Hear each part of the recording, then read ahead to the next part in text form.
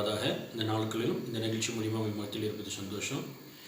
இந்த நாளிலே கர்த்தர் நமக்கு நல்ல ஒரு வாக்குத்தத்தத்தை கொடுத்திருக்கிறார். இன்றைய வேத வசனம் மீகா தீர்க்கதரிசி புஸ்தகம் 7ஆம் அதிகாரம் 15வது வசனத்தை வாசிக்கும் பொழுது வேதம் சொல்கிறது, நீங்கள் எகிப்து தேசத்திலிருந்து புறப்பட்ட நாளில் நடந்தது போலவே உன்னை அதிசயங்களை காண பண்ணுவேன் அப்படின்னு கர்த்தர் வார்த்தை சொல்லுது. அப்போது இந்த நாட்களிலே கர்த்தர் என்ன செய்ய போகிறார்னா, உங்களை அதிசயங்களை காண செய்ய போகிறார்.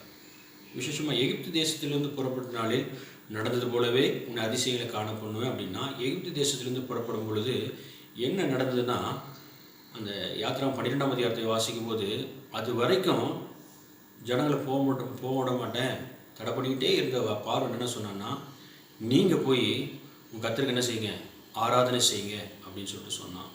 ரெண்டாவது அவன் கிளம்பி வரும்பொழுது அவங்கக்கிட்ட இருந்த அந்த பொண்ணையும் வெள்ளையும் என்ன செஞ்சாங்க, எல்லாவற்றையும் வாங்கி கொண்டு வந்தாங்க.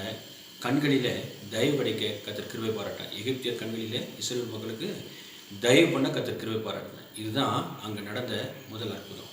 அப்போ இன்றைக்கு இது வரைக்கும் எந்த மனுஷன் சில நன்மைகளை உங்களை ஆசீர்வாதங்களை தடுத்துக்கிட்டு இருந்தானோ அந்த மனுஷனுடைய வாயினாலேயே நீங்கள் எதிர்பார்க்கிற அதிசயத்தை கர்த்தர் இன்றைக்கு உங்களுக்கு செய்வார். அது மாத்திரமல்ல, இது வரைக்கும் உங்களுடைய நன்மைகளை ஆசீர்வாதங்களை யாரெல்லாம் அபகரித்து வச்சுருக்கிறாங்களோ அவங்க கரங்களால் உங்கள் கரங்களில் கொடுத்து கர்த்தர் உங்கள் கண்களை அதிசயத்தை காணப்படுவார். இந்த வேத வசனத்தின்படியாக இன்று உங்களை ஆசீர்வதிப்பாராக.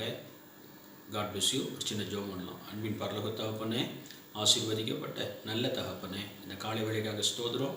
உன்னை அதிசயங்களை காண பண்ணுவேன்னு சொல்லிட்டு இஸ்ரவேல் மக்களுக்கு நீ வாக்குத்தத்தை கொடுத்தீர்.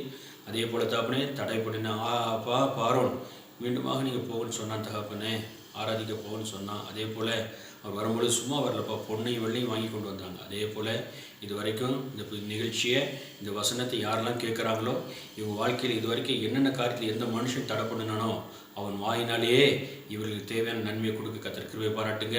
அதே போல் தகப்பனே, எகிப்தியர் கரத்திலிருந்து எப்படி பொன்னையும் வெள்ளி பிடிச்சுக்குள்ள கர்த்தர் கிருபை பாராட்டிட்டோம். அதே போல் இவர் நன்மையில் யாரெல்லாம் பிடிங்கி வச்சிருக்கிறாங்களோ அவங்க கரகத்திலிருந்து பிடிங்கி இன்றைக்கு கொடுத்து இந்த பிள்ளைகளை ஆசீர்வதி. கர்த்தர் பெரிய பெரிய காரியம் இயேசுவின் வல்லமை நாமத்தினாலே பிதாவே.